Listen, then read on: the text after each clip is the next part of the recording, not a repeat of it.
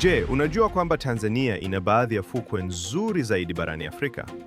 Kuanzia mchanga mweupe wa Zanzibar hadi visiwa vya kuvutia vya Dar es Salaam. Tanzania ni paradiso ya wapenda bahari na utalii. Namba 1, Nungwi Beach, Zanzibar. Nungwi ni moja ya fukwe maarufu zaidi Tanzania. Maji yake ya samawati, mchanga mweupe na mandhari ya kuvutia huwafanya maelfu ya watalii kutembelea eneo hili kila mwaka. Hapa unaweza kuogelea, kufanya safari za boti au kufurahia machweo mazuri ya jua. Namba 2, Kendwa Beach, Zanzibar. Kendwa ni fukwe inayojulikana kwa utulivu wake na maji safi yasiyo na mawimbi makubwa. Ni sehemu nzuri kwa mapumziko, kuogelea na kupiga picha za kuvutia. Namba 3, Mbudia Island, Dar es Salaam.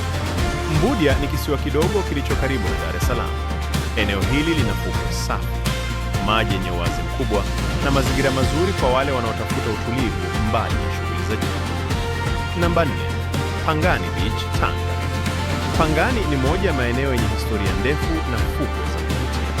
Hapa wageni wanaweza kufurahia upepo mwanana wa bahari, mandhari ya minazi na maisha ya kitamaduni ya wakazi wa pwani.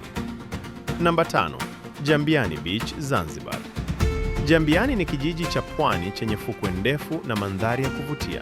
Ni sehemu nzuri kwa watalii wanaotaka kuona maisha halisi ya pwani ya Tanzania na kufurahia utamaduni wa Waswahili.